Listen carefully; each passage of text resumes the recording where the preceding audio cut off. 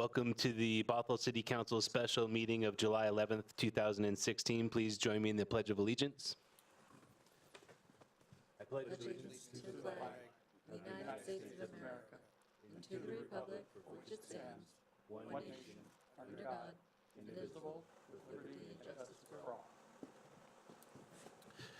Okay, all council members are present except Councilmember Freed, who's absent and excused.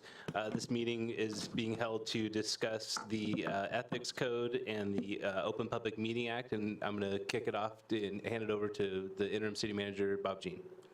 Thank you, Mr. Mayor, and I'll be very brief, but in my conversations with council, it became very clear to me that there were some misunderstandings amongst council members and also, I believe, amongst the community as to what the Open Public Meetings Act requires, what it allows, what it doesn't allow, what the law is. And so we wanted to have a discussion about that because it also ties back to the city's adopted ethics code and then some questions about what the city's ethics code is and isn't. So this evening we actually have three folks joining us to kind of get some information out there, get a chance for council to ask your questions, and then we'll continue this to tomorrow evening, to Tuesday, where you'll actually then chance to think about it and then tell us tomorrow night, continue the discussion, and tell us what you want us to do. The first gentleman is Steve DiGiulio, and Steve, maybe if you want to get up to the mic while I'm introducing you. Steve is, the problem for me is I've been at this enough in Washington State now, I know all these guys. And Steve, I first met when he was the interim city attorney when I was just starting out as the city manager in Puyallup in 1990. And Steve, before that, was the city attorney in Kent, has since gone on and is a partner, senior partner with the law firm of Foster Pepper Scheffelman. They are our city's bond counsel. But Steve is, the reason he's here tonight is he's pretty well recognized by the Association of Washington Cities as the guy who understands the Open Public Meetings Act. He teaches the AWC course for newly elected officials and for city managers about where the law is, how it's evolved, and it has grown and evolved over the years that I've known Steve, but he's pretty well recognized as the go-to guy when cities or city attorneys have a question about, well, how did the law apply to that? Then I've asked Paul Byrne, our newly appointed city attorney, the interim attorney for us, but Paul is here going to talk about some of the work that Scott Massal researched, and I think you all got copies of Scott's presentation, but there were questions about Scott's interpretation of what our ethics code is and how it's drafted and what it is and is not. And Scott had a conflict, otherwise I would have had him here tonight, but I think Paul's totally up to speed with the discussions we had, and I think he can represent the research that Scott did. And then lastly is Wayne Tanaka, and I think while I've known Steve, I think over 25 years, I think Wayne I've known for at least 20, when he did some work for us when I was with the city of University Place. So these guys are both pretty distinguished. Paul, I'm sure, will earn his stripes in the distinguished category. We'll just give him a little more time. But Wayne is a partner with the law firm of Ogden Murphy Wallace. They specialize in representing cities and local governments. And he was your selection, a good one I might add, as your ethics officer. And so what Wayne will talk about is, as he started to look at your code and the complaints that were filed, what did he see? And because one of his jobs as the ethics officer is to give you some advice on how you might improve that code. So we'll start with Steve about what the Open Public Meetings Act is, some pitfalls that some cities fall into. Del, you had a question about a prior ethics decision. It was actually not an audit finding, but it actually was a management letter from, I think it was about 2006, that referenced some things that may or may not have been done properly. And we sent that to Steve, so I've asked him to comment on that. And then we'll go to Paul and then to Wayne and your questions, and then get out of here. So with that, Steve. Okay. So, Steve, just real quick, we're going to get off the dais and sit down in the audience so we can see your presentation.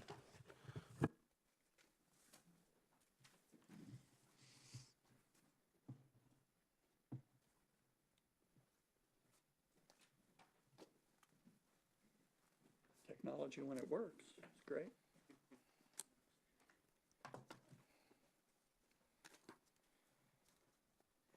Mr. Mayor, members of the council, thank you, Bob, for the introduction. As we get into this, I think what distinguishes perhaps Wayne and me more so than Paul is simply we have more scars to show for our time in service.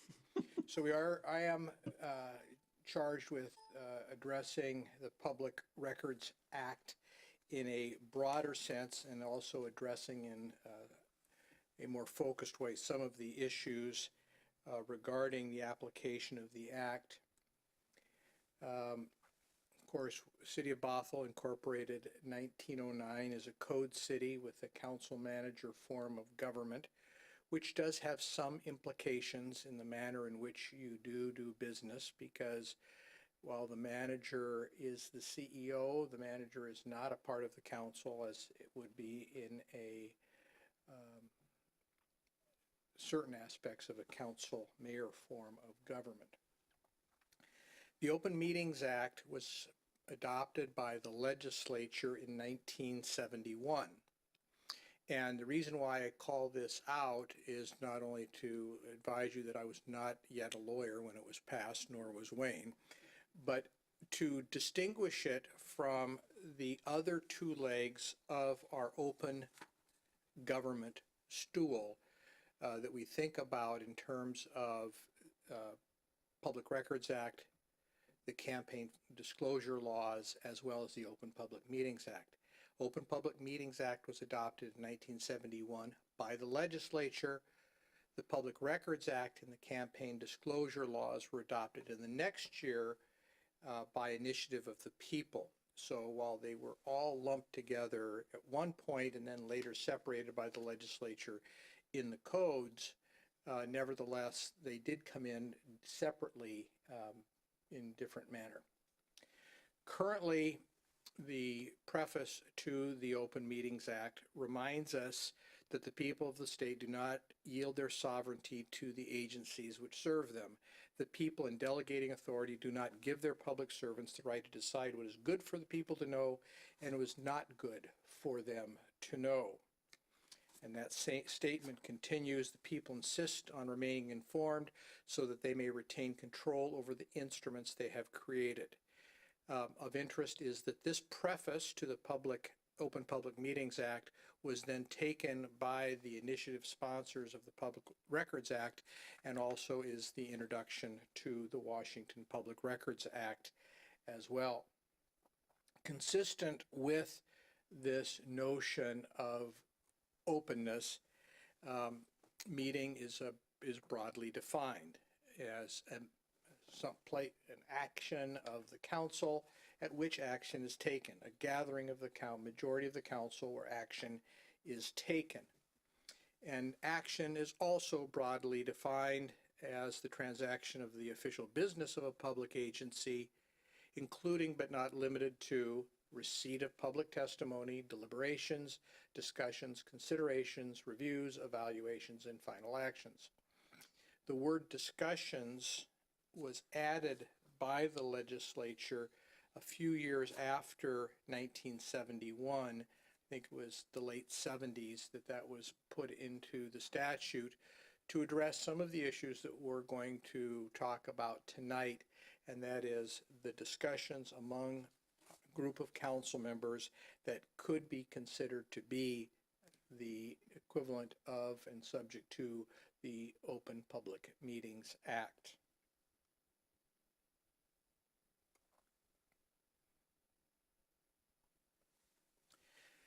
The basics are that a meeting does not require the members, the council, 7 of you to be present, or 4 of you in the same location, or even interact simultaneously.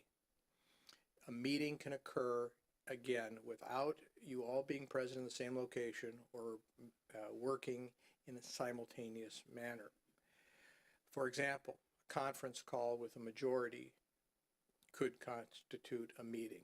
An email exchange that includes substantive input from a majority can constitute a meeting. And as I've suggested, a serial meeting can constitute a meeting subject to the Open Public Meetings Act if there is a phone tree or repeated discussions.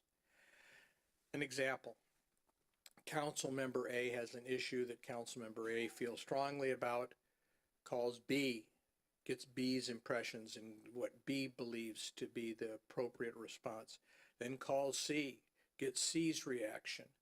Then A calls D and tells Councilmember D that B and C agree with him, and then calls back B and C and says, I've got 4 votes. Clearly a serial meeting has occurred in that the Councilmember A has gone out, politicked, and had the discussion regarding the resolution of this issue and secured the majority of the votes for the issue without having an open discussion of that. But A calling B, A calling C, and A calling D to express A's position on what an issue is without necessarily hearing what A, B, and C have to say, or conveying to A, B, and C what the others believe, won't necessarily constitute a public meeting. Again, simply receiving information without comment is not a meeting. It is, I think, telling that this question comes up regularly. We'll talk about text messages in a moment, but I got an email from a client today, not a city, asking about what happens when council, this is not a council, but Representative A, who received a text message from Representative B, forwarded there's a 3-member board. A receives a text message and refers that text message to Representative B. So now 2 of the 3 representatives on this board have the same information. What was my response to that inquiry? Is this something that is subject to the Open Public Meetings Act? And I said, well, and lawyers don't always say this, but we say it a lot, it depends. Is that text message conveying information only, or is it an indication of a policy position, a direction, an action of the board? And the example I used in response on this particular inquiry this afternoon was, if the text message said there is a leak in the roof at City Hall, and the council, in this case the board member, forwards that text message to another board member saying there's a roof leak at City Hall, then clearly a majority of the board knows that there is a leak at City Hall. But so what? That's just conveying information. There's no discussion going on. There's no action taking place regarding it. It's simply conveying information. When one council member sends information to other council members, it's conveying information. That's why we encourage you to say, please do not respond all. It's no different than when Bob, Jean, or your city administration sends out information to all 7 of you, whether individually or as a group. It's conveying information to you. That is not subject to the Open Public Meetings Act constrictions. Similarly, you can talk with other council members by email, text message, telephone, email, however you choose to do it, without violating the Open Public Meeting Act. Frankly, I encourage you not to use email, text message, or other means in communicating with one another, simply because of the expense of the record keeping associated with that. Public Records, Open Public Meetings Act, excuse me, I keep going the wrong way with my trackball here. The Open Public Meetings Act is subject to regular revisions and consideration by the legislature. Issues come up and the legislature reacts to them. So now since 2014, there is a specific provision with respect to posting of agendas of each regular meeting at least 24 hours in advance online for those of you communities with websites and at least 10 employees, and obviously Bothell fits this criteria. But having a matter on the agenda 24 hours in advance doesn't mean that you cannot amend the agenda at the meeting. Politically, it may be a problem to do so, but legally it is not. It is the legislature saying we want you to be posting your agenda items sooner rather than later.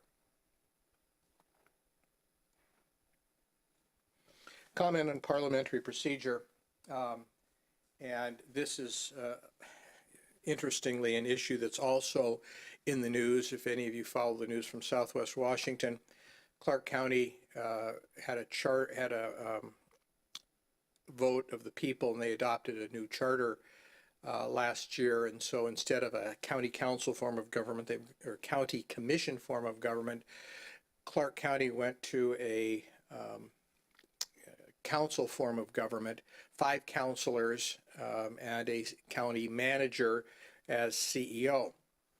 Completely different form of government, and it is having the growing pains that have traditionally occurred in those transitions from a commission form of government, where the commissioners are both legislators and administrators, to a council form of government when the councilors only have legislative authority.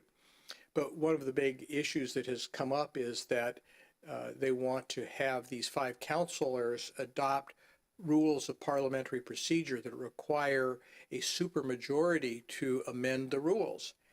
And I always think it's laughable when those kinds of proposals come forward, because that is simply an advisory measure at best, because a majority of the quorum can always act to amend the rules. So if you adopt a rule that a supermajority, 4 of the 5 have to act in order to amend the rules, all you have to do is amend the rules with a majority of the quorum, repeal that rule requiring 4, and you're back to the majority controls the rules. You can think about this on a national stage as well. We hear regularly about the 60% rule in the United States Senate.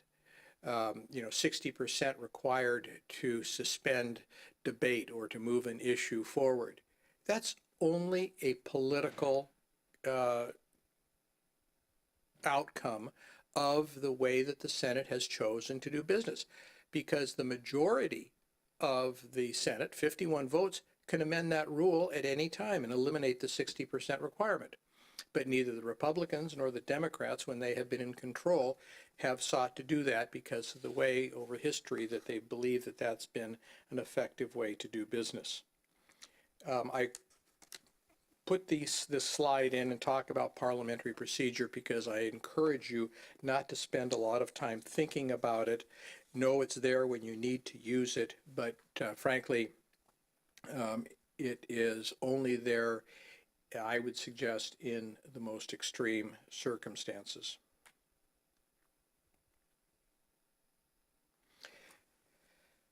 There are only 2 types of meetings, regular or special.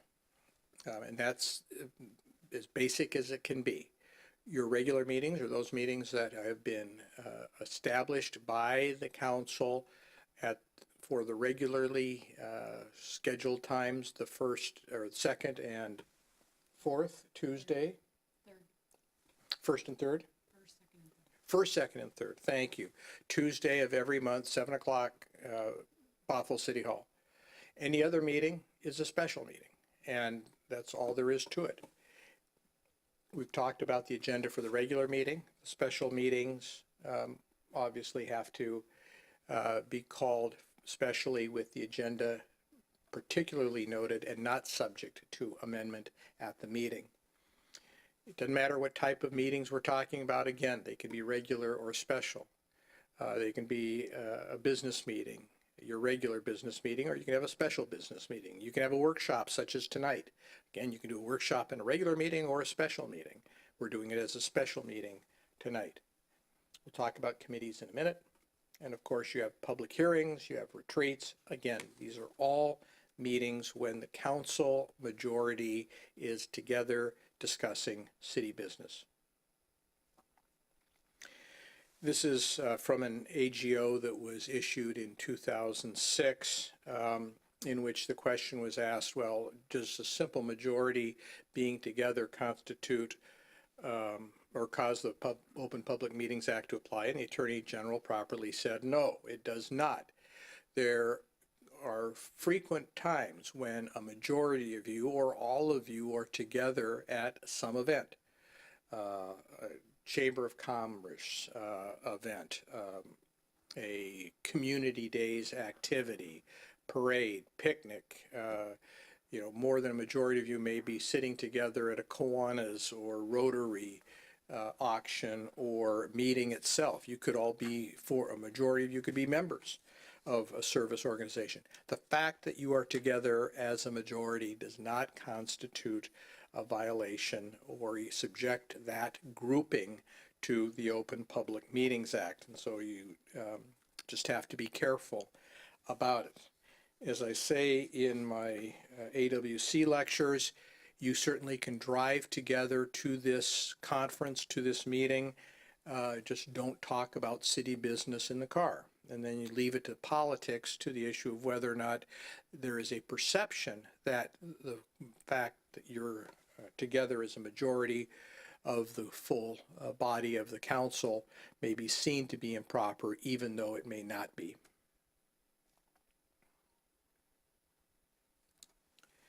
Okay, executive sessions for a moment.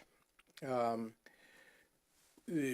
material part of the Open Public Meetings Act, it's been there since its inception, is the authorization for the City Council to go into executive session to address particular matters. When Wayne and I would first start talking about the Open Public Meetings Act, instructing newly elected council members in our communities, we used to laugh about going into executive session about national security. Well, we don't laugh about that anymore, because now it is a serious issue, and that you may find yourself in the need to go into executive session to talk about national security items. Obviously, acquisition of real estate.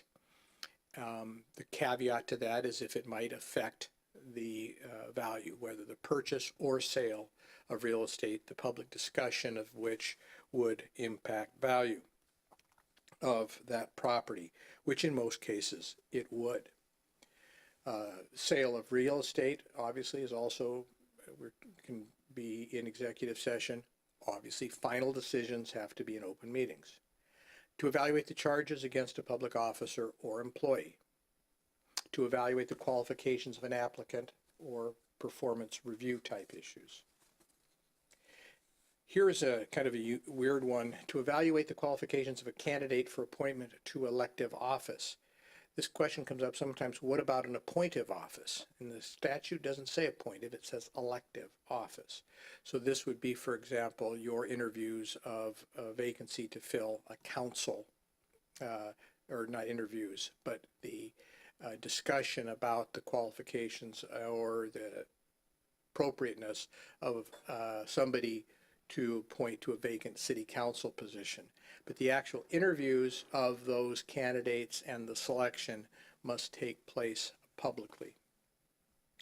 Another proper subject for executive session to discuss with your legal counsel just about anything. The statute is very broad in terms of authorizing your discussion with legal counsel about pending threatened litigation, particular policies that might give rise to litigation. You should not be using your legal counsel as a crutch for discussing issues in executive session that aren't appropriately for executive session topics. That has been an issue that has occurred in governments in the past. And one of the reasons why the legislature amended this particular provision to require the legal counsel to be actually present, if not physically, then at least on a conference call line, was to avoid the conduct of governing bodies in the past of declaring executive sessions to talk about legal issues without having legal counsel present. So again, the legislature added the requirement for legal counsel to be present. And something that you're likely not to encounter is quality assurance and privileging issues. This would typically come up in a public hospital district, county health department, or public health agency.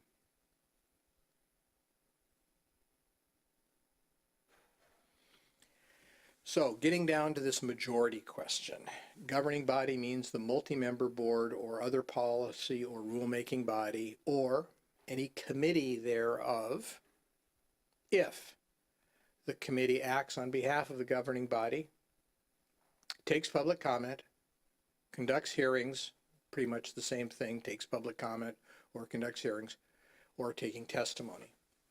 This actually was an issue that arose in a City of Lakewood case many years ago. City Council appointed a task force to study adult entertainment issues, and the task force, I don't even remember whether it contained any council members. It may have had 1 or 2 council members, clearly not a majority of the council. And all the task force was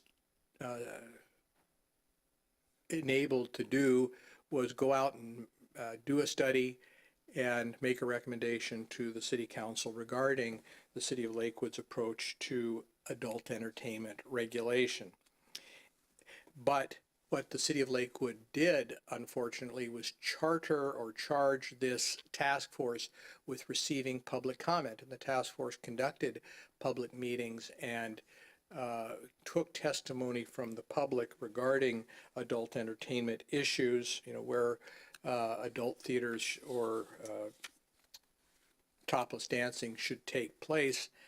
But they didn't conduct the task force discussions in an open meeting, and the Ninth Circuit, our Court of Appeals, ruled that that was improper because they had in fact taken public comment, conducted hearings, took testimony, and as a result they were the equivalent of a committee, and their conduct was in violation of the Open Public Meetings Act. I'm going to talk about management letters and comments from the auditor's office in relation to this issue. I was working with a utility district, and the utility district was in a dispute with a neighboring city regarding service and the form of agreement between the utility district and the neighboring city. The utility district designated one of its board members, its general manager, and an attorney to serve as the board's representative to try and negotiate a deal with the neighboring city. The neighboring city took the position that those negotiations were open to the public. And as far as the utility district was concerned, if they wanted to take that position, that's up to the city, because the meetings would take place alternately at the city or at the utility district. But the utility district said, they're not our meetings. These just happen to be representatives who don't have the authority to do anything other than to convey messages back and forth. They're not acting for us. They're simply gathering the information and trying to come up with the best deal. And the auditor in the annual audit said, well, that's a committee. And I disagreed significantly, because it was not acting on behalf of the governing body. It was simply trying to negotiate a deal. So you can see how sometimes the auditor can take a position that it may be a aspirational or an idealized version of what they believe the Open Public Meetings Act would be, but other than potential political embarrassment, doesn't have any real impact on how we do business. And that's what I see has happened with respect to this 2000 audit and the management letter that came out in 2004. An audit manager in September 2004 comment on a management letter saying that the council had violated the intent of the Open Public Meetings Act. And I thought that phrasing was interesting. Violated the intent of the Open Public Meetings Act. Didn't say it violated the act, it just said it violated the intent.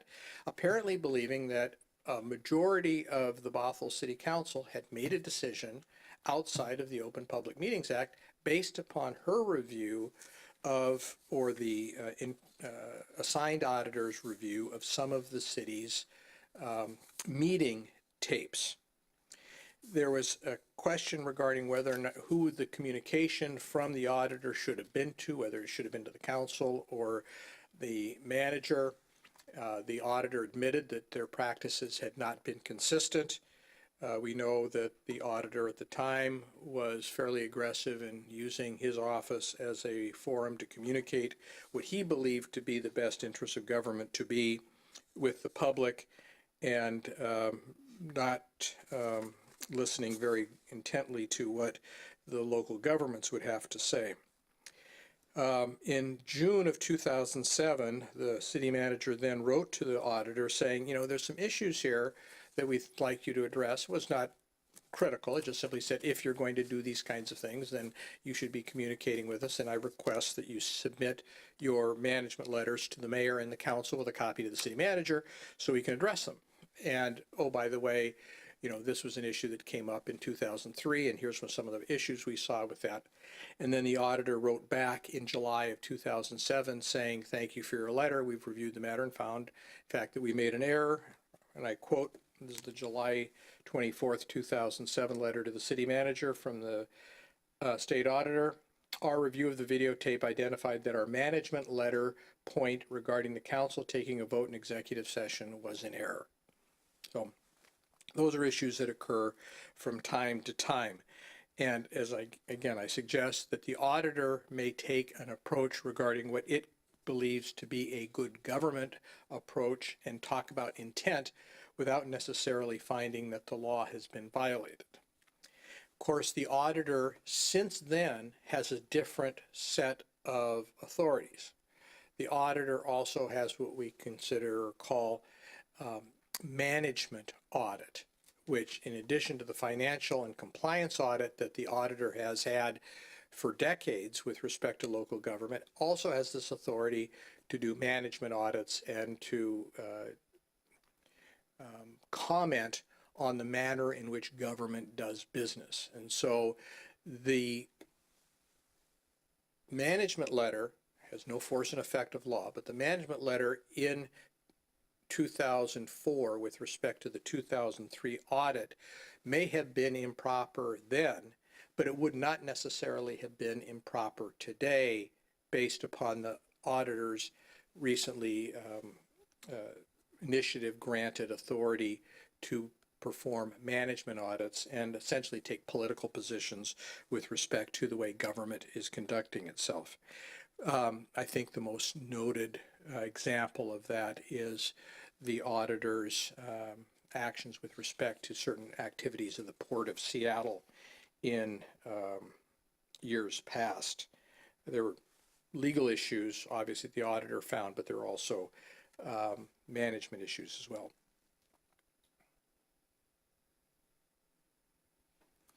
Again, a committee acts only on behalf of the governing body when it exercises actual or decision-making authority for the governing body. It's not a committee simply because it performs a specified function in the interest of the governing body. Again, a committee is subject to the Open Public Meetings Act when it exercises actual or decision-making authority for the governing body. I think in most communities with a committee structure in government, the finance committee is probably always going to be a committee because it's the finance committee that goes through the invoices and payment vouchers with some detail and then, they are effectively making the review for the full council before the council approves for payment. But there are some committees that aren't necessarily acting for or making the decisions for the city council, and it varies, again, committee by committee. You're always safer, obviously, by having your committees work consistent with the Open Public Meetings Act. Very brief comment on public hearings and the hearing process. Your meetings are all open to the public, but that doesn't mean everybody gets to speak at your meetings. It's one of the tensions as we get the governments closest to the people. The citizens of Bothell believe that you are their elected representatives and they should have a right to be heard at your meetings. I just briefly remind you that you don't have the authority, even in your elevated capacity as a Bothell City Council member, to go on the floor of the state legislature and comment in open session on an issue. No more than you have the right to go to the U.S. Senate and be heard on the floor of the U.S. Senate on an issue that you think is important. Just as you do not have authority to speak at the U.S. Senate or the State House, the people have technically no right to speak at your meetings except at public hearings. And that is why you have rules governing that process. But we also know well that if you try to squelch public comment at your meetings, you're going to be in political hot water. And this is what happened when the Seattle School Board found that it was having a hard time getting its business done and tried to restrict public comment at its meetings. Great hue and cry, and the school board backed away from its plans to limit public comment at its meetings. But that doesn't mean it can't happen. Some cities have been aggressive in administering these rules. The city of Los Angeles was sued when it took action to stop a character named Dowd from speaking at the Los Angeles City Council meetings. And Dowd is, if you ever, I mean, this is entertaining. You might want to just some night, if you're having insomnia, pull up the LA City Council webpage or Google Dowd and Los Angeles City Council. My view of those videotapes show Dowd as a burned out hippie who spent too much time in Southeast Asia with the very liberal drug culture there. And you listen to him at the city council meetings in Los Angeles, and you can't figure out what he's talking about. I can't. I look at it a few times. It is bizarre. And he uses foul and obnoxious language, but it is not disrupting the meeting. He's speaking within his 3 minutes or 5 minutes, whatever the Los Angeles City Council allows. And when he was using this profane language, crude language, the mayor and the council cut him off and said, "That's enough, Mr. Dowd. We've heard enough from you. This is your violating our protocols regarding proper public comment at the council meetings," and they would have him escorted from the council chambers. He sued, and the court agreed with Dowd that this is a First Amendment issue. If you're going to allow speech at your meetings, which of course the city of Bothell does, then you can't limit what that speech is during the time in which you allow, so long as it is not disruptive to your meeting. I believe your rules still provide, and most council rules that I'm familiar with say, public comment shall not attack individual council members. Public comment shall be specific to issues of city government, some things like that that you may still have. If their comments are not disruptive, you're going to have a hard time enforcing those rules, including personal attacks on individual council members, and that rule, to the extent that it seeks to limit that speech, is going to be found in violation of the First Amendment. Again, you don't have to allow speech, but if you allow, or outside of public hearings, but if you do allow speech in your meetings, then unless it's disruptive, you're not going to be able to interfere with it.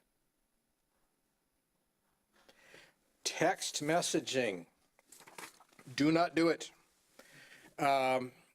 This is, it's, I mentioned this with respect to emails, and I emphasize this with respect to text messaging. It is such a burden on all of our local governments to manage the public records requests with regard to these things. I was talking with a city attorney just last week. It was neither Paul nor Wayne.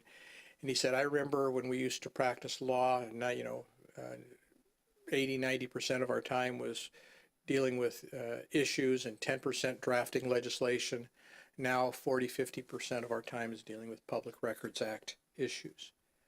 And this is a serious issue. It's gotten lots of coverage. Steve, a follow-up question on that. Your advice was general as far as the public records side.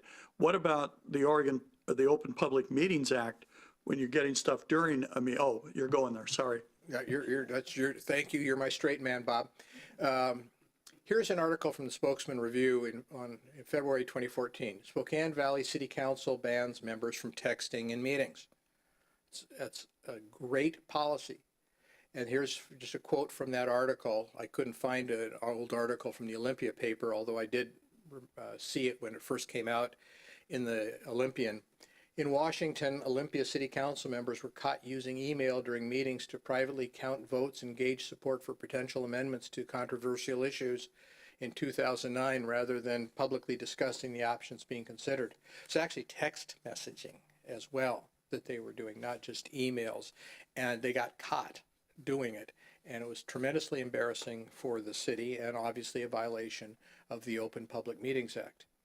So we have now Olympia, Spokane, City of Spokane Valley with such policies. And then here's what Woodinville just adopted earlier this year.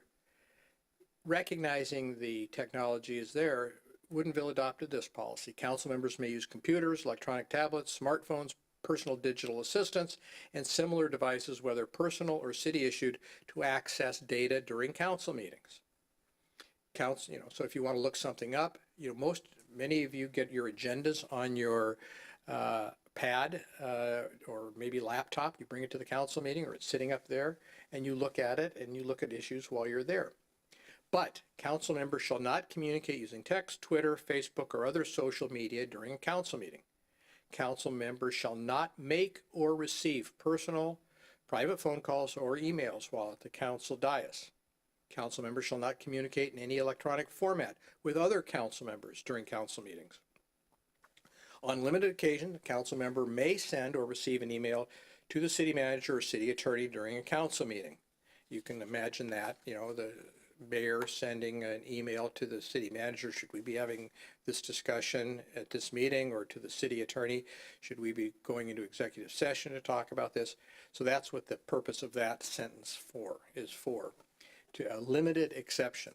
But this is a policy that you may wish to consider because of the substantial exposure that you have regarding these issues, plus having to disclose these in response to a Public Records Act request.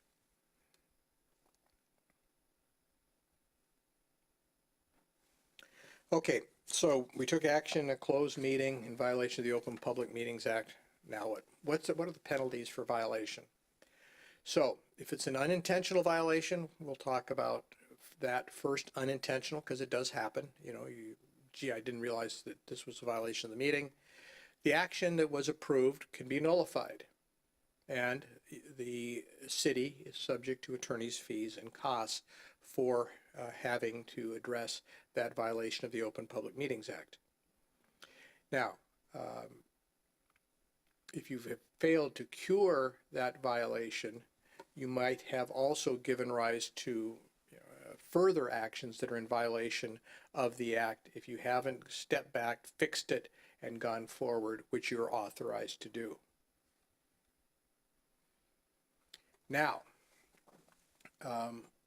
you also have, for knowing violations, the potential for personal liability. That's you.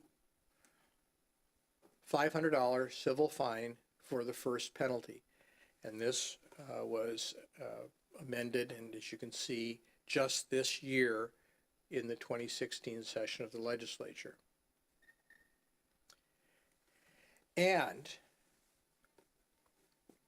if you're attending a meeting with knowledge of the fact that the meeting is in violation of the Open Public Meetings Act, and you were previously assessed a penalty, whether it was the full $500 or not, you're subject to personal liability in the form of civil penalty in the amount of $1,000 for any subsequent violation, up to $500 for the first violation and $1,000 for the second and subsequent violations. So again, this is 2016 and the legislature saying we mean it.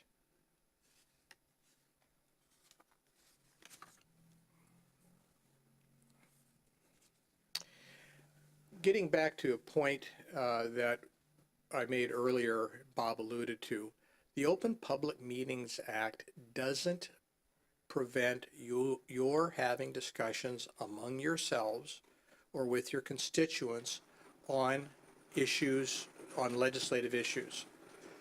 We're not talking about quasi-judicial proceedings. We're not talking about plats or rezones or issues that your city attorney will advise you are quasi-judicial, in which you've got to be careful about who you talk with outside of the public hearing on those issues. Here we're talking about legislation, and the courts recognize that you are a political body.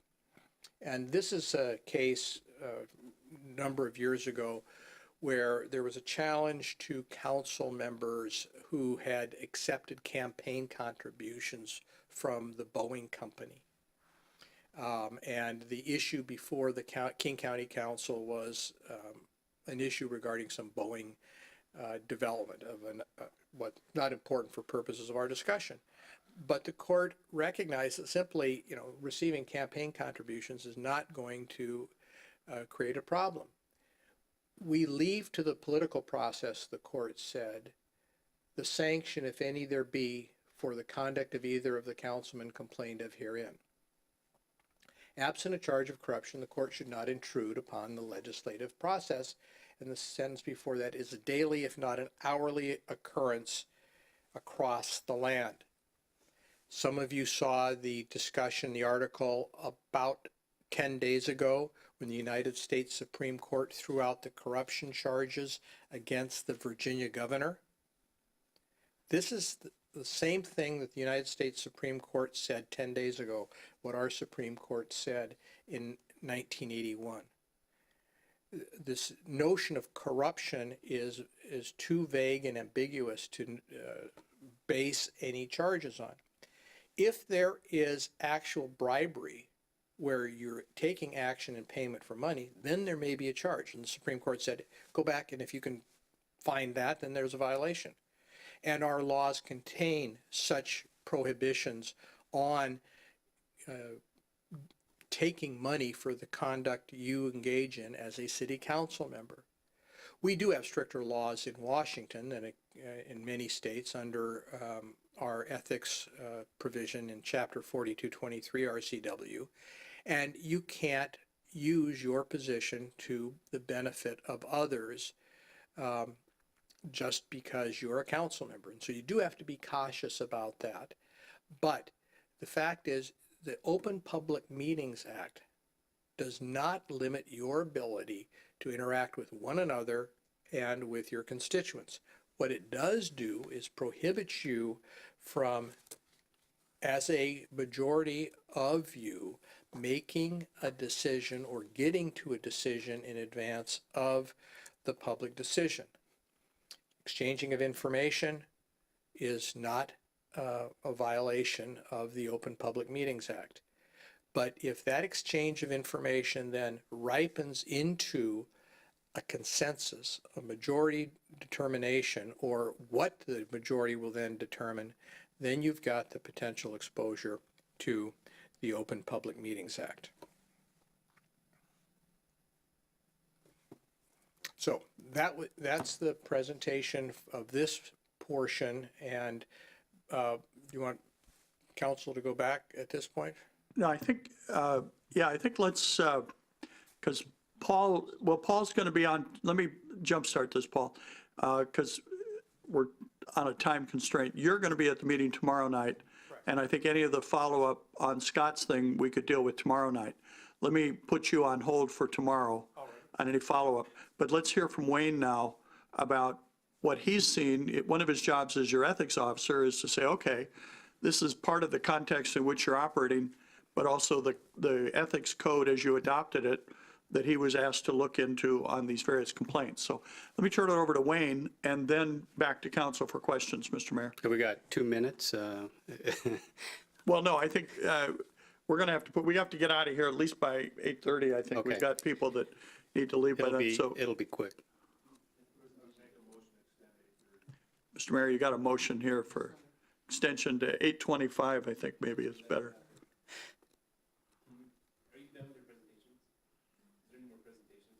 No. I don't have any visuals. No, yeah. Oh, okay, good.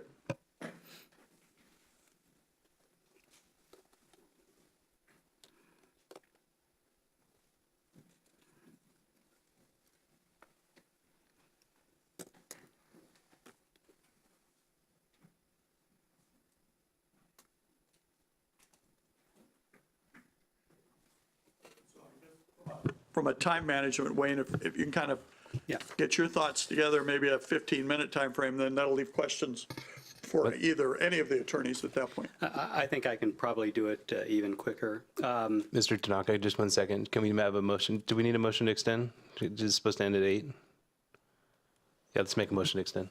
I made a motion on the floor and it was seconded. I second, yeah. All right, motion has been made and seconded by Councilmember Spivey, seconded by Councilmember Agnew to extend till It was 8:30. 8:30. All those in favor, raise your hand, say aye. Aye. Passes unanimously. Go ahead, Mr. Tanaka. Thank you, Mr. Mayor, members of the council, city staff. My name is Wayne Tanaka, and I have been appointed as your ethics officer. I want to thank the council for the confidence that you've shown in me, and I hope to discharge my responsibilities in a manner that is befitting of the ordinance and in accordance with it.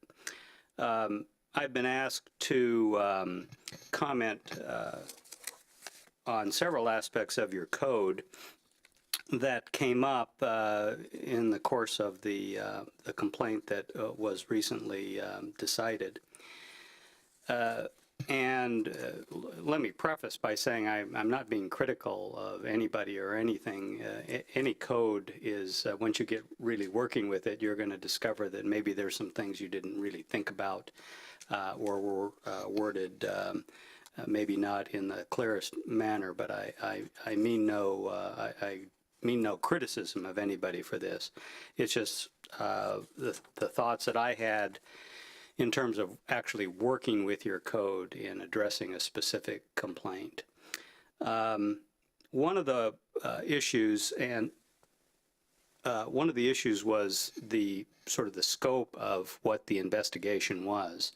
And I had asked Mr. Massal for his opinion on that, and I know you've been provided with that opinion, but it was, at least to me, unclear whether or not the ethics officer was authorized to conduct an investigation or merely review the materials that the complainant had forwarded and then any response from the respondents. There's no one correct answer. I'm familiar with situations in either case. But at least initially, in some of the material that I reviewed, it appeared that it might be possible for the hearings, the ethics officer to rely on information that was derived from outside of the complaint and the response. For instance, talking to people or asking for additional documentation. According to your city attorney, the way the code is written now, the ethics officer is restricted just to review of the complaint and any documents the complaint references and any response that the respondents have made. My suggestion is that if that's in accordance with what your intentions, then maybe that could be made a little clearer, so future hearing officer it would be clear. The second issue is on timing. In particular, the 10-day requirement that the ethics officer now has to render a decision once the respondents have filed their response or 20 days after the complaint has been served on them. I don't view that as really too much of a problem now that it's been determined that the ethics officer does not have the authority to to look for additional information. If that were the case, the 10 days may be too short a time, depending.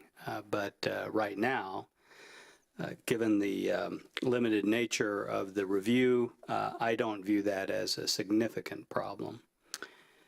The other issue in going over the code and for which I sought help from the city attorney was the extent of the code that the ethics officer was directed to enforce.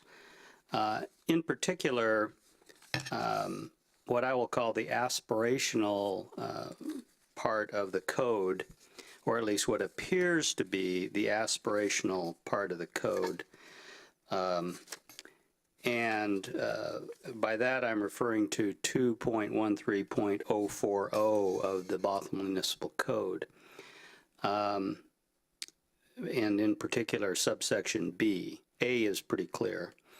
But B says officials, meaning public officials, are also encouraged to comply with the following standards. That's what the code says. And then it lists a bunch of standards: personal integrity, working for the common good, respect for process, commitment to transparency. All good things. But in terms of ethics code, I was bothered by the provision of encouragement. If an official is encouraged to comply but doesn't, is that a violation? It's a question. So my suggestion is that the council review that, consider it, and determine, do you really want to make a public official's be violation of the ethics code for the encouragement, or maybe you do. I don't know. It's a little unclear to me how that would be enforced. In particular, if you're limited to the record that is being submitted by the complainant and any response by the respondents, it's very hard to ferret out a person, how much a person really tried, let's put it that way, and whether or not they just didn't try at all, or whether they tried but failed, and so on. So I think, we can get into slippery situations where clarity, I think, is important because of the consequences. Also, I know Bob had mentioned that there was some discussion at some level about whether or not to leave the OPMA as a violation of the ethics code. I have no opinion on that. There are enforcement provisions, as Steve pointed out, in the current law. Just as a thought, and this is not advocacy, but just a thought, is part of what I view the ethics process is to give confidence to the people that the things are on the up and up at City Hall. it's part of a public process to assure citizens that certain things are not going on that are against the law or against ethics. And so you've established this code and this process that provides a fairly easy, I wouldn't say easy, but a more simple and less expensive way for citizens to raise issues about whether or not there's been violation of ethics. That may be good or bad. I'm not saying one way or another, but I think most ethics codes are designed to for at least that purpose. Taking out the Open Public Meeting Act, while there would be then still be an enforcement mechanism in place, it would be more cumbersome. So I leave those thoughts to you to weigh as the council to determine which way you want to go on that. Those are the thoughts that I have had. I'd be happy to answer any questions on this. So did we want to have the interim city attorney do his part, or did you say you want him to wait till tomorrow? Paul's going to be there tomorrow night, but any thoughts that you want to share with council tonight on what you've heard from either Mr. DiGiulio or Mr. Tanaka? Not this evening. Wayne basically covered everything that I was going to. He reviewed a lot of what was in Scott Masal's interpretation of the code, and those were the concerns that Wayne had brought to Mr. Masal for his interpretation. So my plan was to simply answer questions tomorrow night, get direction from council as to what changes, if any, you'd like to make, but it did center mainly around what Mr. Tanaka just covered. So I'm here for questions, as for Mr. DiGiulio and Mr. Tanaka. And Mr. Mayor, I think both Mr. DiGiulio and Mr. Tanaka will not be here tomorrow night. So this is your chance to ask them questions and then think about it and then have more discussion tomorrow night and tell us what you want to do. Okay, so let's open it up for questions. Is there any questions from council? Councilmember Sandberg? So I have a couple questions. I'll start with Mr. Tanaka since you were up last. So for issue number 1, if the ethics code was changed to allow you to investigate, do you have an idea of what that investigative authority would have resulted in terms of time spent on the complaint that you just made a decision on? The Stedman complaint, yes. Good question. Don't know. I would have, let me back up a little bit. Initially, I was under the impression from some material that had been given to me by the interim city attorney that there was an investigative function of the hearing officer, of my function. And I had thought that depending on what the response of the respondents was, I mean, the respondents could have given answers to all my questions. For instance, I didn't know that at the open. But given the response that I did receive, I would have wanted to follow up on some specifics that I in fact sent an email to the respondents asking for certain information. Then the interim city attorney had indicated that you should hold up and not respond because he was preparing this legal opinion. But I would have at least wanted to explore those topics that I did send the email on. That would have added to the cost. No question. Time is expensive. How much? I don't really know. But it would be more. I would have spent a couple of hours maybe at it, so it would have added to the bill for that amount. Other complaints and so forth may require further expenditures. So it's kind of an open-ended bank account, which is not good. And so I'm not I'm aware of that, and I'm aware of balancing the cost of these investigations with more thorough investigations. So maybe there's a compromise. Maybe there's some limited things that the hearing officer can do if you decide that's appropriate. Have you seen other jurisdictions that clearly articulate what the limits of investigation are? Because if we say, for example, we allow the ethics officer to investigate claims, this could be an open-ended process where members of the public are demanding more and more and more. And at what point do we say, without compromising their trust and expectation of transparency, that the investigation is enough?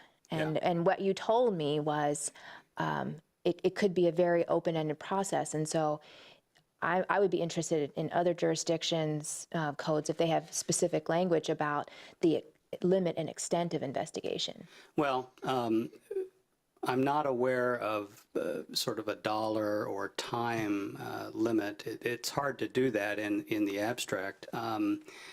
Most codes have this feature that you have, which is the city attorney or sometimes it's the hearing officer himself, looks at the complaint to weed out ones that just are not violations of the code or are not based, do not appear to be based on facts, personal knowledge facts, that sort of thing. So that's one sort of filter that cities use to avoid citizens intentionally or unintentionally running up the bill.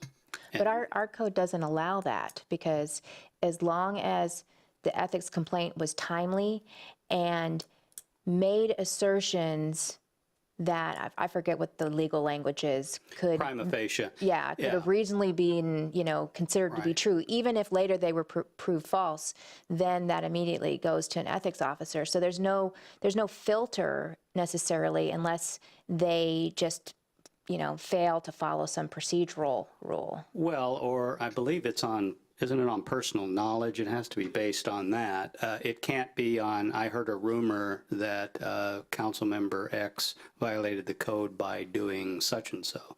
That wouldn't pass the prima facie test. It would be, I have to have personal knowledge of what happened. The Stedman case is an example.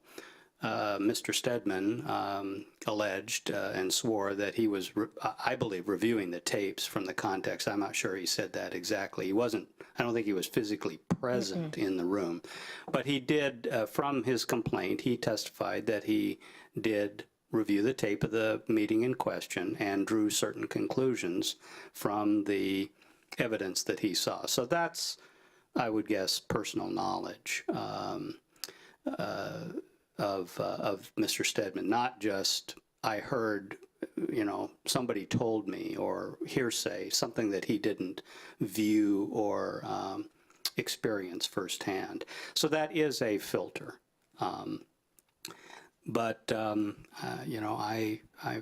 just recently been working with, or been appointed an alternate ethics hearing officer for City of Port Townsend, and they have a full-blown hearing. They've had one complaint in the last 15 years, but their process goes for a full kind of hearing on it, and is pretty open-ended. So Seattle, I think, is the same way. I mean, they have a very open process. I mean, open meaning an investigative process. Essentially a trial, yeah. And so I'm sure they're spending a lot of money. So again, it's sort of a balance of the cost with the desire to show the public that, it's not being thrown out on technicalities or just because some certain evidence that you didn't think was important actually is important to the hearing officer, but he can't consider it because the record's closed. I don't think we've run into that situation in the Stedman complaint. I was able to resolve that without further investigation on that particular one. There were some questions that I would like to have had on the record just to further add further evidence that there was no ethics violation. That's what I was looking for.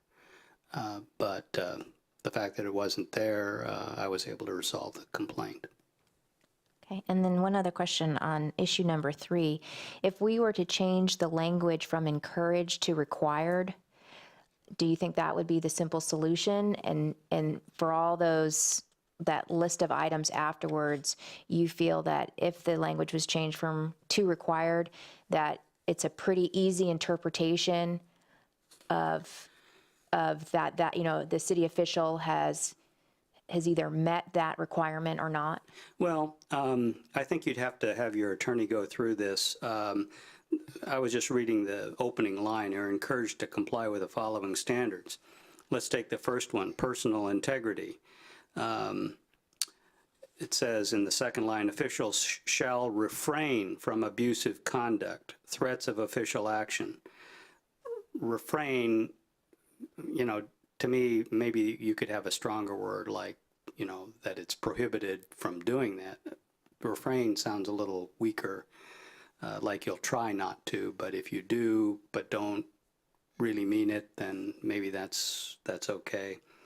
If I could jump in. Oh. Sorry, even in Councilmember Sandberg, under 2.13040B1, as Mr. Tanaka was referring to, even the first line, the professional and personal conduct of officials must be above reproach and avoid even the appearance of impropriety. So if you change that from an encouragement to a shall, that everyone here at all times in both their personal and professional life have to be above reproach and avoid even the appearance of impropriety, it sets an incredibly high standard for everyone to achieve. And what is above reproach to one person may not be for the next. And so you can see a flood of ethics investigations coming in for the conduct that someone may exhibited from the dais or out in public, laughing too loud, being at a bar, having a second drink and laughing too loud. That might not be above reproach for someone. And so it does open the door for a lot of criticism and a lot of potential expense in investigating these. So I didn't mean to interrupt Mr. Tanaka. No, I think that's an excellent point. The balance you have to have is whether or not this is achievable, or whether it's so vague that like was stated, somebody could say, well, you didn't treat me with respect. I came here and into a public meeting, and by your questioning, you seem to question whether I, you know, had the proper facts. You know, people, I'm not saying they're making this up. People might genuinely feel that way, misinterpreting what you said. You may have said something that you really didn't mean that way, but, you know, you get into a situation where you're constantly defending ethics complaints, and that's not good either. So, I don't know. I'm sure you can get good legal advice about the balance here, and you have to ask yourselves: is this something that can be achieved in a fairly clear manner? The violation of open public meetings, even though there's gray areas, at least that's a standard, a fairly well-known standard.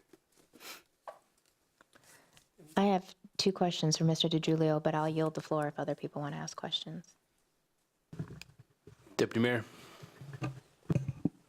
So I had a question of Mr. Tanaka.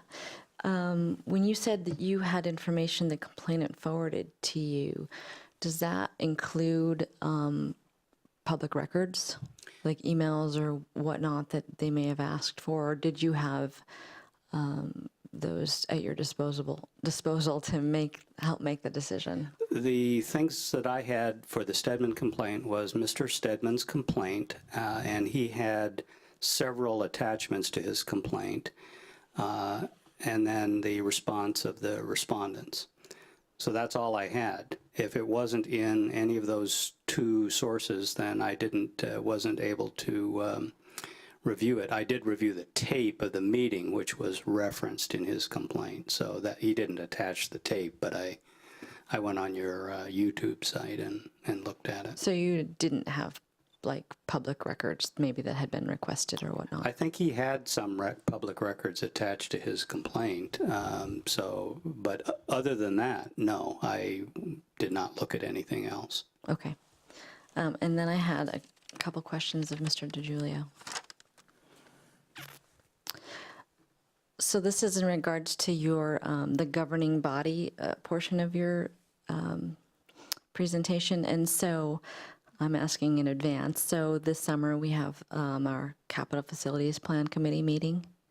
And my question is, 3 council members are on that committee. So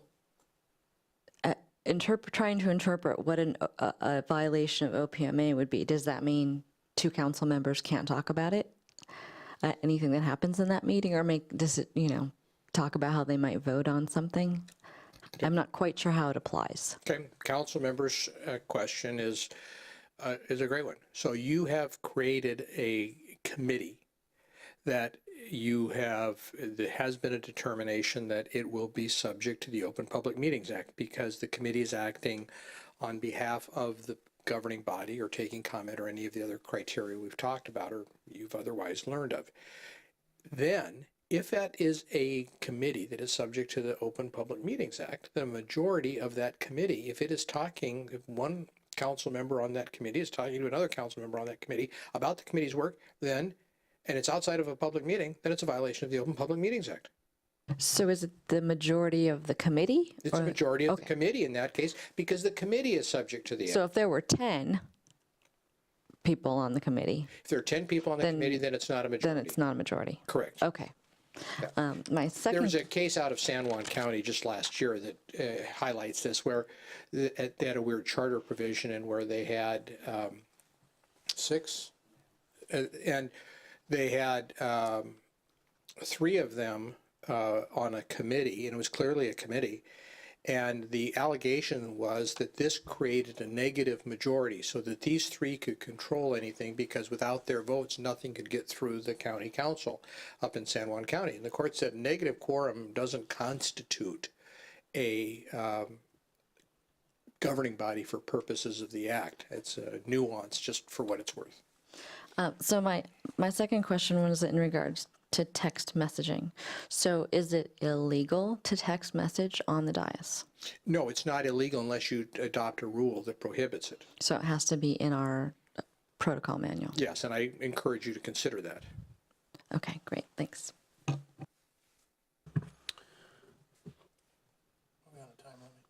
Yeah, we can extend if you want. I just had a couple real quick questions for Mr. DiGiulio. So getting back to what the deputy mayor was asking on the committee meetings, I'm on quite a few committees. And I, for my own purposes, would like to just have a little bit more clarification on this. So if there's 3 council members that are in a committee, on that committee, then those 3 council members, if 2 of them have a discussion, that could potentially be a violation, correct? If the committee is composed solely of council members, 3 council members are the committee, then 2 of them meeting outside of the Open Meetings Act would be a violation. Okay, so for an ETP, which has 30 members and 3 of us are in there, that doesn't constitute, because there's 30 members of that committee, That's correct. 3 of which are, okay. So I guess the question would be, on our committees, we just need to make sure that there's not more council members than members of a committee, correct?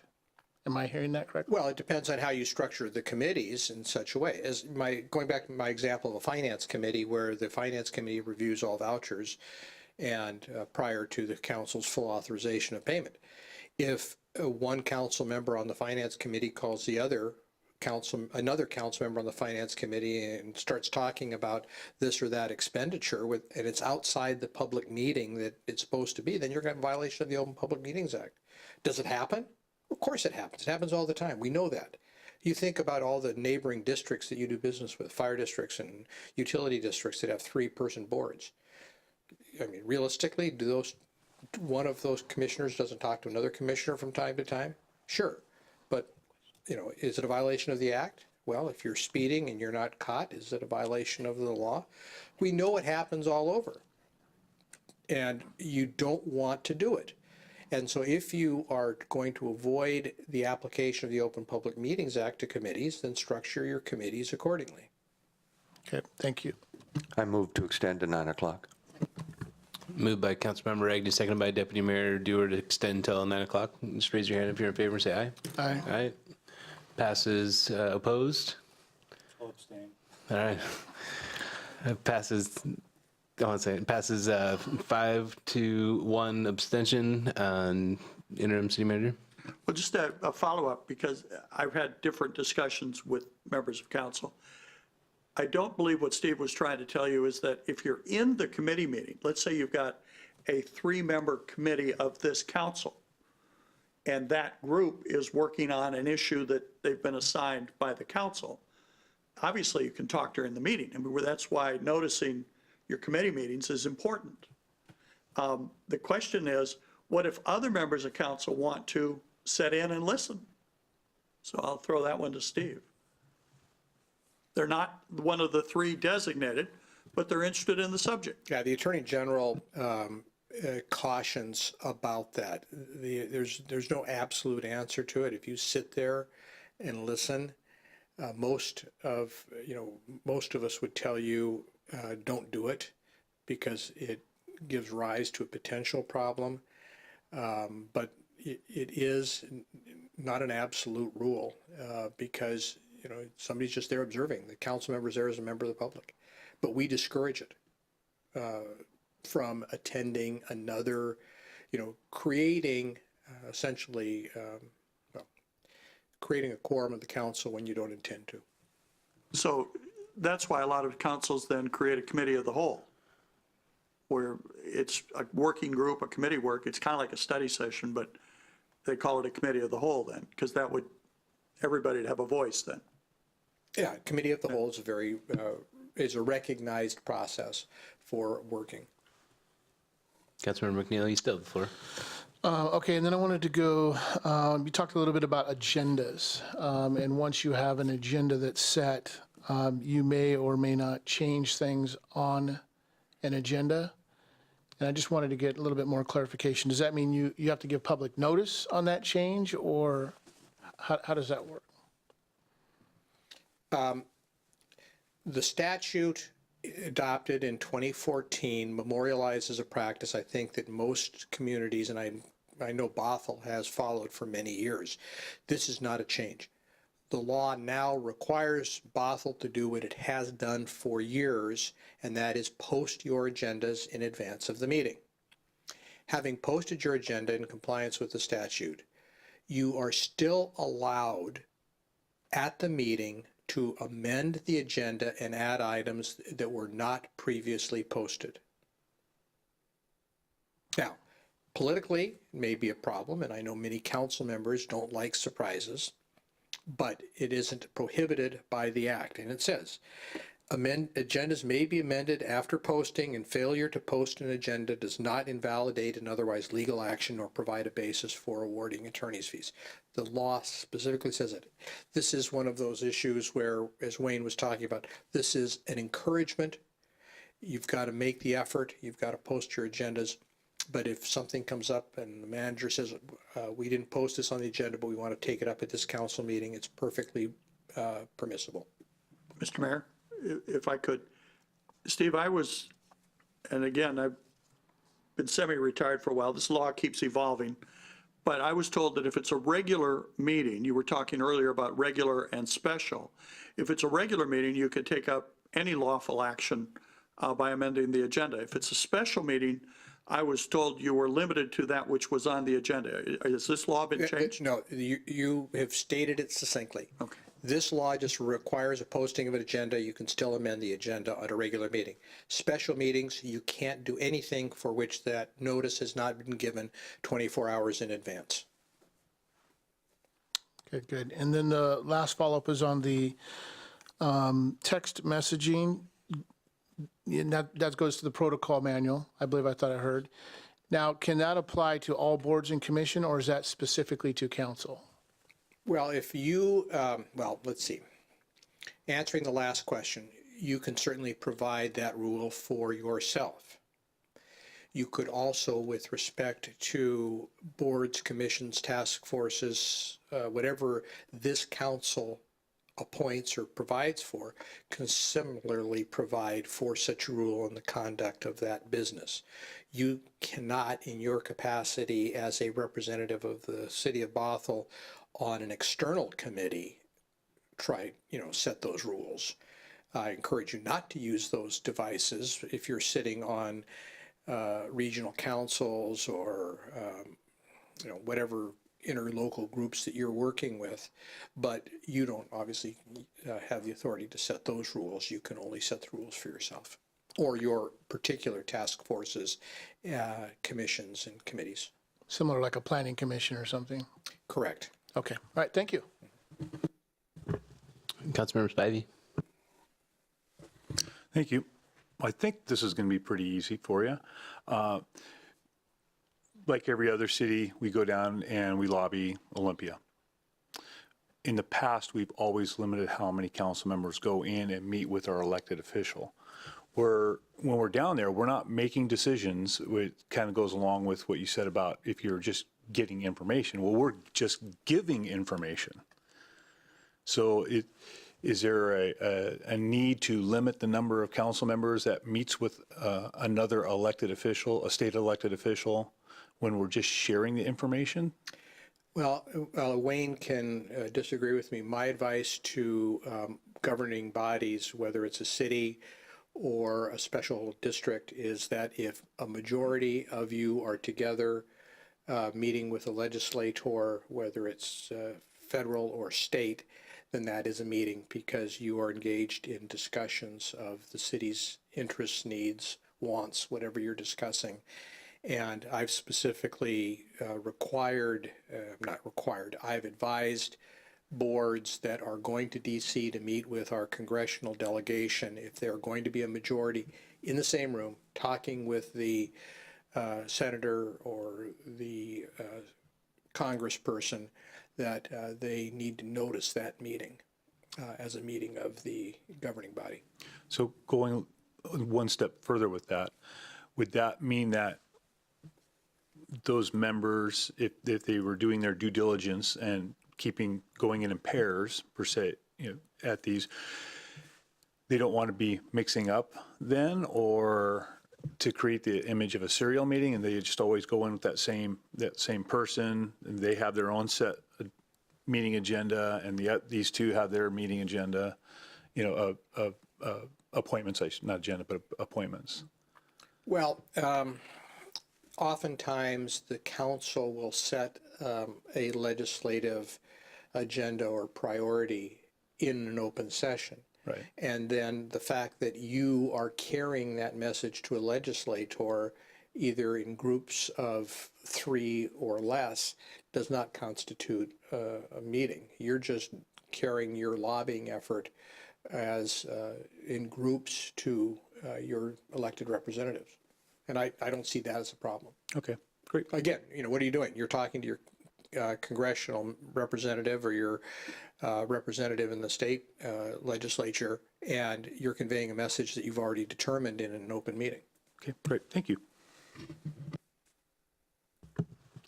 I had some questions. So can I talk to all council members before a meeting? If I want to call and say, do you have any issues with the agenda? And as long as, obviously, I don't say, oh, well, Councilmember A agrees with you on that, or.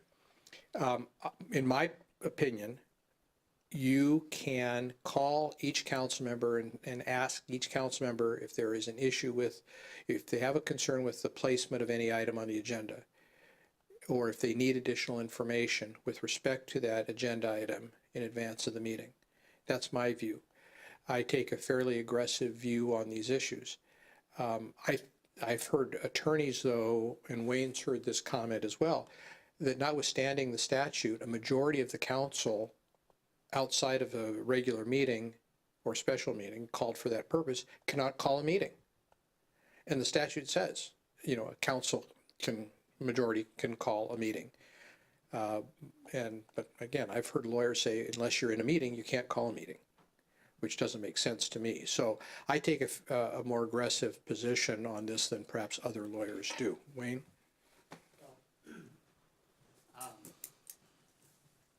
One of the things that the cases seem to rely on in either finding or not finding a violation of the OPMA is whether or not a majority of council members participated or were merely passive recipients of information. That was, there have been several, 2 or 3 cases that the courts have sort of latched on that fact as a way of finding that either a meeting, illegal meeting did or did not occur. This has been discussed quite a bit. It's a very gray area of the law because, this is obviously a meeting. And if one of you didn't choose to participate by asking a question or making a comment and is just sitting there listening, in my mind, that wouldn't mean that that person is not attending a meeting, because that person is expected to or has the right to make comments and ask questions and otherwise participate. So I guess we're right at the grayest of gray areas. So in your example, Mayor, if you went to each council member and called them up and said, do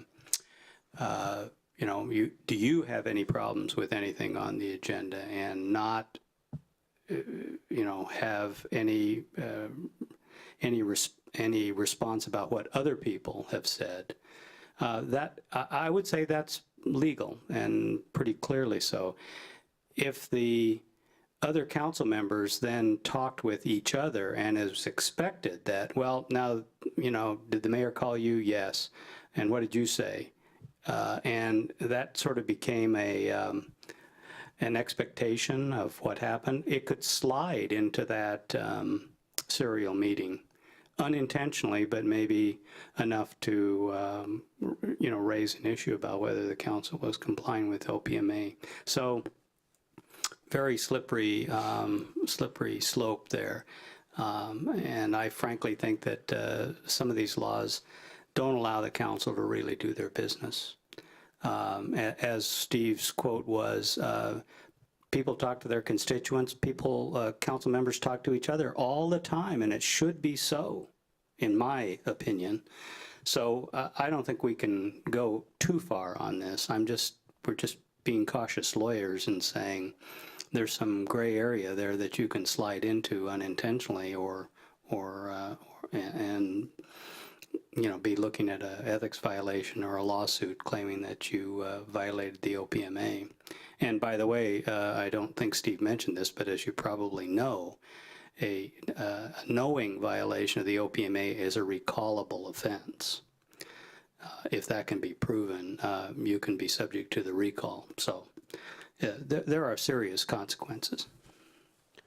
So as an organization, at least for the last 4 years, we've been extremely careful about, like, who have you talked to? That's the first question out of each other's mouth, and we figure out, okay, you talked to so-and-so and so-and-so, so don't talk to anybody else, let me talk to you, and we go that route. Is that appropriate? Is that necessary? Because it seems rather limiting to only have, you get into a rut basically, and you talk to only 2 other council members, and there's 7 of us up here, and it's hard to communicate as a group of 7 people when you have this rule over your head that you can't communicate with each other. Yes, it is a substantial constraint, and that goes back to the notion that the public wants to hear your discussions in public. They want the people's business to be done publicly and not behind closed doors like our majority and minority caucuses do in the state legislature. I mean, the legislature makes you do stuff that it doesn't do itself. And one of those issues is the Open Public Meetings Act. So there is a case that's kind of winding its way through the courts that might address this issue. There's an argument that this violates your First Amendment rights. My prediction is that our Supreme Court won't go there and find that the expression of this law in the statute is such as to trump whatever First Amendment rights you have to communicate with one another.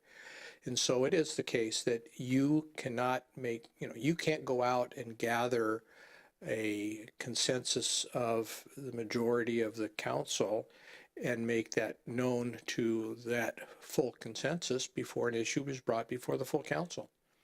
You can get a sense, but you can't determine and arrive at a consensus before the meeting. All right, so I have a couple more questions on your presentation specifically. So we usually interview applicants for boards and commissions, just put citizen boards and commissions. We do that typically in executive session, or it's not a public meeting. Is that, I think in your presentation, it raised concern in my mind at least. Are we supposed to be doing that publicly?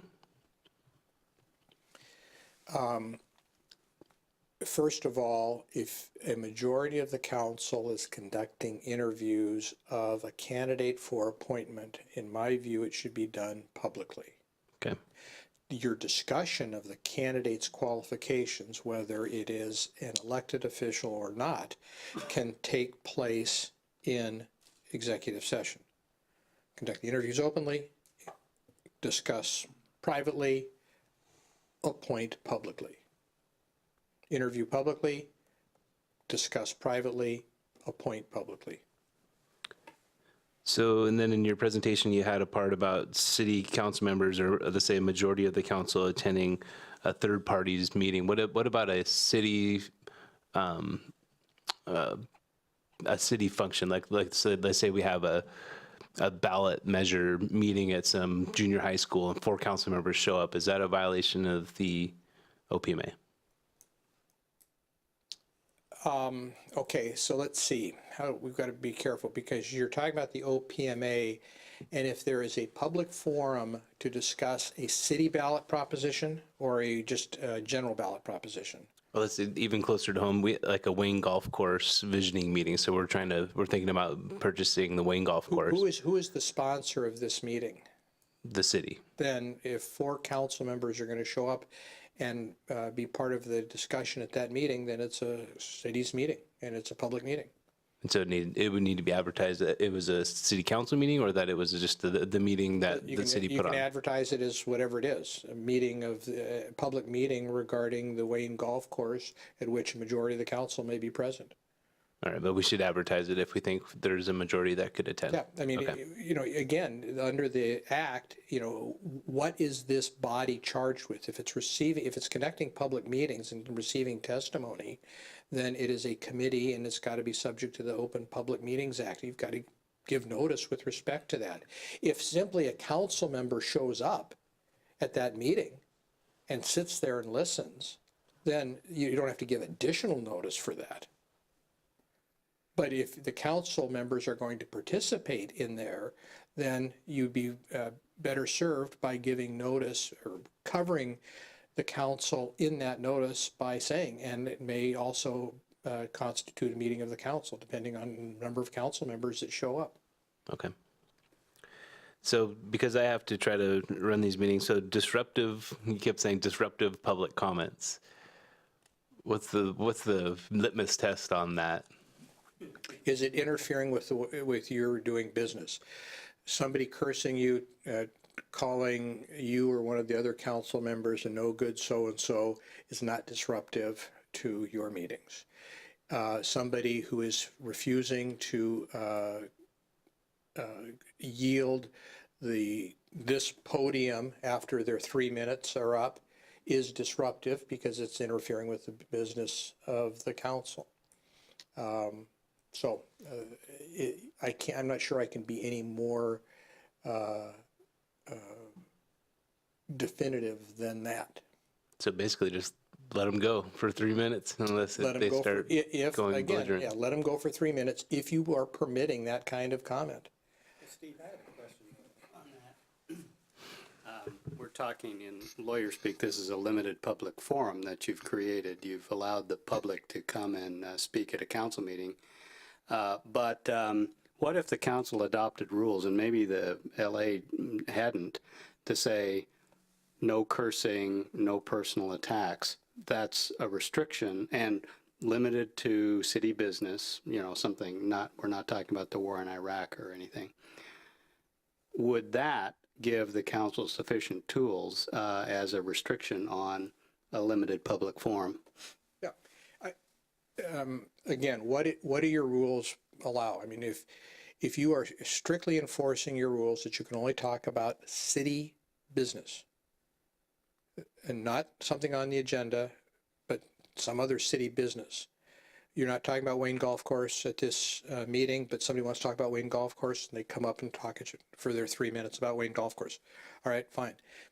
But if somebody from the Kiwanis Club or the Girl Scouts shows up to talk about this or that community event at your public forum that has nothing to do with, at your council meeting during your public comment session, has nothing to do with city business, then when somebody comes up and wants to talk about the war in Iraq, then you're going to have to let them. Cursing, if they're cursing about the way you're conducting city business, you're not going to be able to prevent it. Even if the rule says it. Yeah, the LA did have that rule. Yeah. Public comment's going to get a little more entertaining soon. Mayor,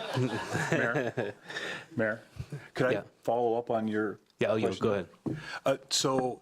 And you kind of alluded to that if you allow something for one person, you basically have to start allowing it for everybody else, correct? Yeah, it's an equal treatment type of condition.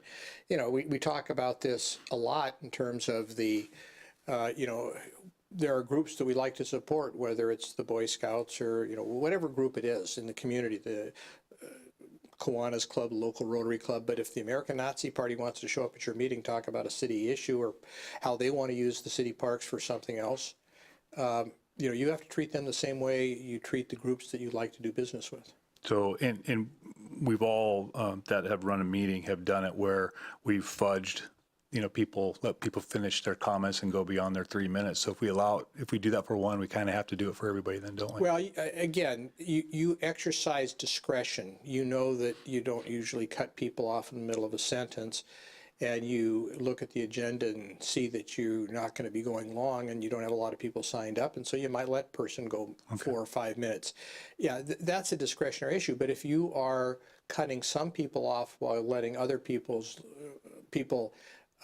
go on and on and on, then you could be subject to a claim. But you're going to, generally the courts are going to be deferential, again, assuming that you're not trying to limit First Amendment speech rights. All right. Thank you. I think that's all the comments I had anyways. The aspirational section of the code, though, I went back and looked at that, Mr. Tanaka, after, I can't remember what point in the progress on the Stedman case, but it really is vague. I mean, I was just looking at it on my phone here from the dais, and it said, what was it? Oh yeah, officials shall prepare themselves for public issues, listen courteously and attentively to all public discussions before the body. I mean, in one person's perspective, somebody can sit there and think like, wow, that council member doesn't read anything, do they? And they might. And that's one thing that I thought of when Mr. DeGiulio was doing his presentation is a lot of those aspirational standards could be taken out of code and put into the protocol manual. And as Mr. DeGiulio said, is that the courts are going to recognize that the legislature has to do business, and that the perception of someone getting campaign funds from Boeing is something that the political process will take care of. So all those aspirational standards as to how you're conducting yourselves during meetings really could be part of the protocol manual, and then the political process takes care of whether or not the person chooses to follow them. They may reap a different result than they expect in the next election if they're not following the protocol standards that they've accepted. That's one possibility. Mr. Tanaka, will you go up to the mic?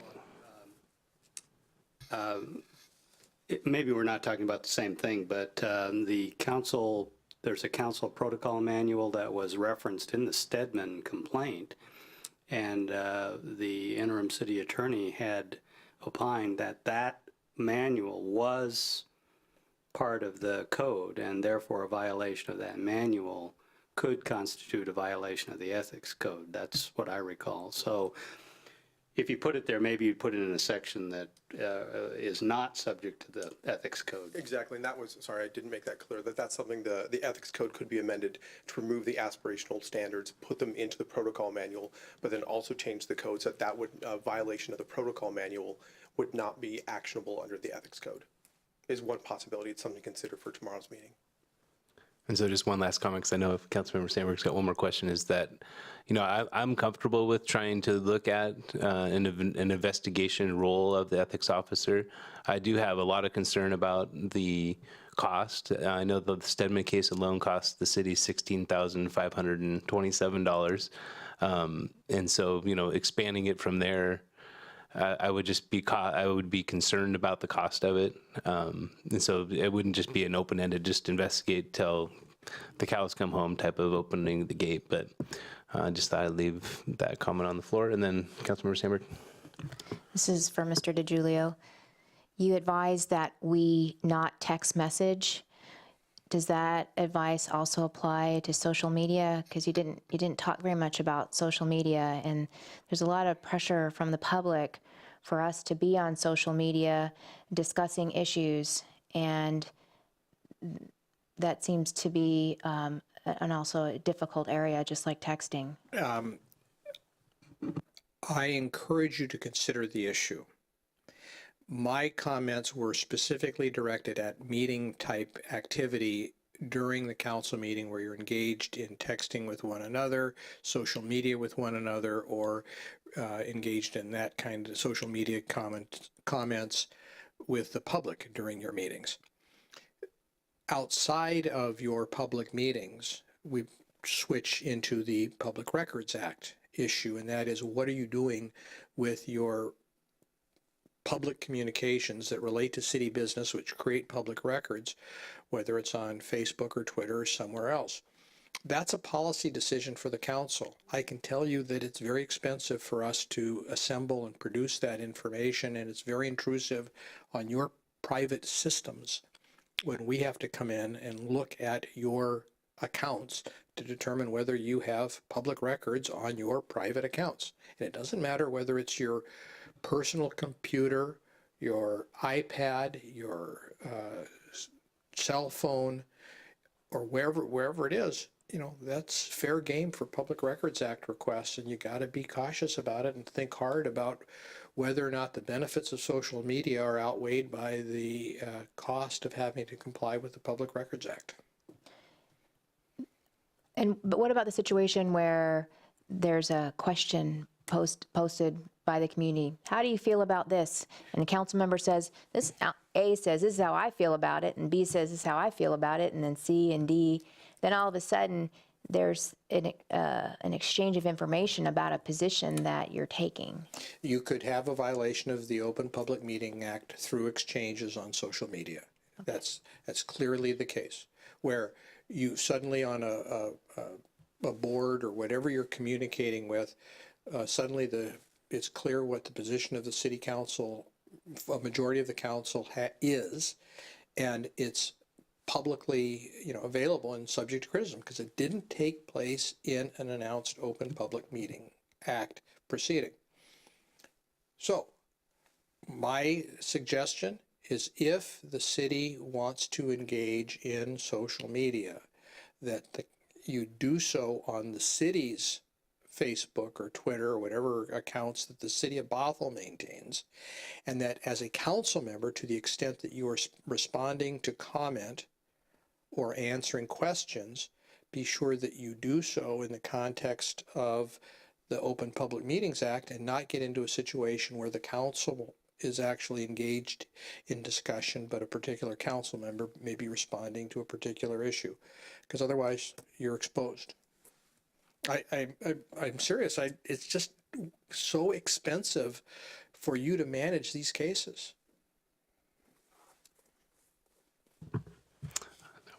I swear this should be the last question, Deputy Mayor.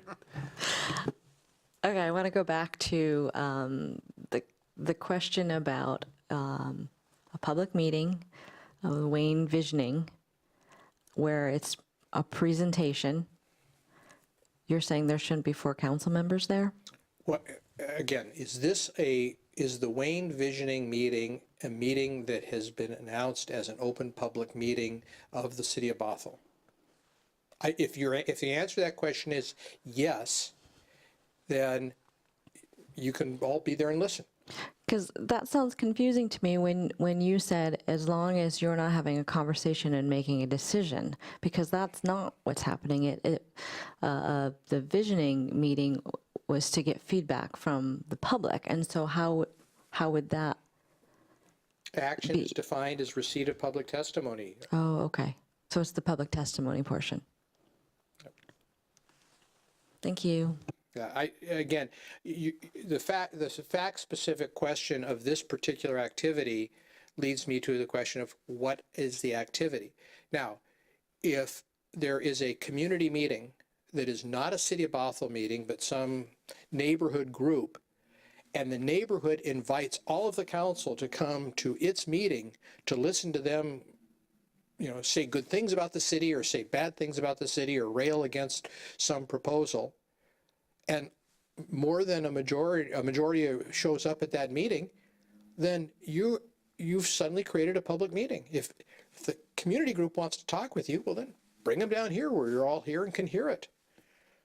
There are solutions to these issues, and I know politically it may be difficult, but there's an easy answer. I'd love to do this, but the state legislature won't allow me.